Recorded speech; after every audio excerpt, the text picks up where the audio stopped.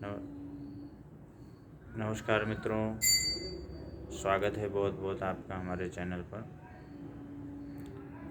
आज आने वाली एकादशी के बारे में चर्चा करेंगे, जो माघ के महीने में कृष्ण पक्ष की एकादशी होती है। उसको खटतिला एकादशी कहा जाता है।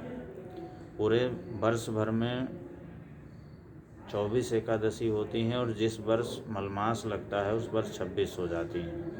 पुरुषोत्तम मास की 2 एकादशी बढ़ जाती है। इस बार मलमास का महीना था, 26 एकादशी में।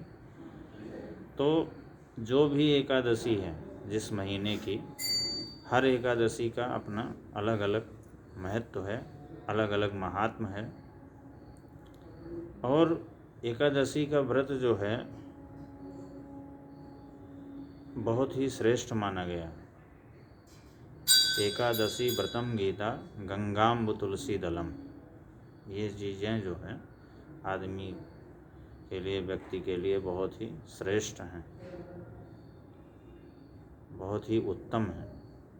एकादशी का व्रत, गीता का पाठ, गंगा जी का जल, तुलसी दल, ये सब चीज़ें एक से बढ़कर एक श्रेष्ठ। एकादशी का व्रत करने से एकादशी तिथि जो है 11 नंबर होता है। 11 नंबर ज्योतिष शास्त्र में लाभ का स्थान कहा गया है। तो एकादशी का व्रत करने से घर में सुख समृद्धि आती है, संतुष्टि आती है। और अगर किसी व्यक्ति को कोई परेशानी है, आर्थिक परेशानी है, तो वो भी दूर हो जाती है। इसलिए एकादशी का व्रत करना चाहिए। इस बार इस एकादशी का नाम खटतिला एकादशी है। तो इस खटतिला एकादशी व्रत का जो नाम पड़ा वो इसलिए पड़ा कि इसमें तिलों के प्रयोग का विशेष महत्व होता है। मतलब खडंग 6 प्रकार से तिलों का इस्तेमाल करना, खडंग प्रयोग करना, जैसे तिलों के जल से स्नान करना, उसका ही उपटन लगाना, उसको दान करना, उसका सेवन करना, ये इस प्रकार से करके 6 चीज़ें होती हैं जो तिलों के लिए बहुत महत्वपूर्ण होती हैं। इनमें तिल का ही उपयोग करने से बहुत ज़्यादा पुण्य की प्राप्ति होती है।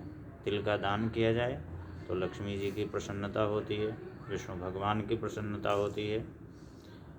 उसका सेवन किया जाए, उसका उपटन लगाया जाए, तो इस प्रकार से ये खटतिला एकादशी है। इसमें तिल का दान अवश्य करें, सेवन भी करें। इस बार ये एकादशी 2 दिन है, क्योंकि वैष्णव का व्रत और स्मार्त का व्रत दोनों अलग अलग होता है।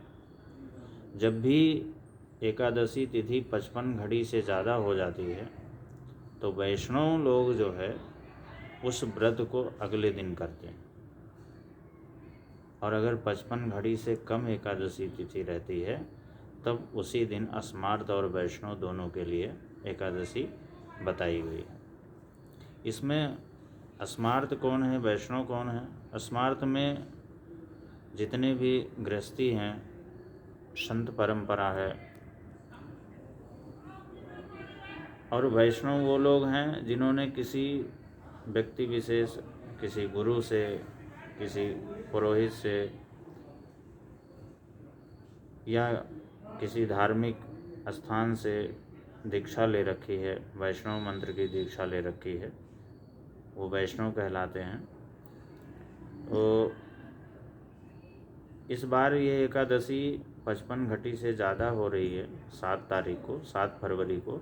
इसलिए वैष्णव का जो व्रत होगा वो 8 फरवरी को होगा और जो स्मार्त का व्रत होगा वो 7 फरवरी को होगा। 2 दिन होगी। और जो 7 फरवरी का जो लोग व्रत रखेंगे, अगले दिन उनके पारण का जो समय रहेगा प्रातः 7 बजे से 9 बजे के मध्य का रहेगा। तो इस प्रकार से इस व्रत को किया जाएगा।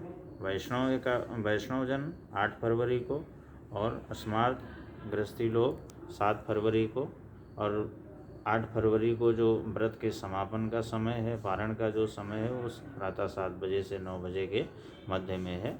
इस बीच में पारण किया जाएगा, व्रत का समापन किया जाएगा। एकादशी, खटतिला एकादशी व्रत के दान करने से माघ के महीने में पड़ती है। तो इसमें इसका व्रत करने से संतान आदि की भी प्राप्ति होती है, संतान की कामना की पूर्ति होती है, और इसके साथ साथ ही विष्णु भगवान और लक्ष्मी जी प्रसन्न होते हैं, बहुत ही सुख समृद्धि आती है। तो इसलिए इस एकादशी का व्रत अवश्य करना चाहिए। और साल भर में जो 4 महीने हैं, माघ का महीना, कार्तिक का महीना, श्रावण का महीना, वैशाख का महीना, ये सब बहुत ही श्रेष्ठ होते हैं। तो माघ के महीने की एकादशी को व्रत करना बहुत ही अच्छा रहेगा। बहुत बहुत धन्यवाद।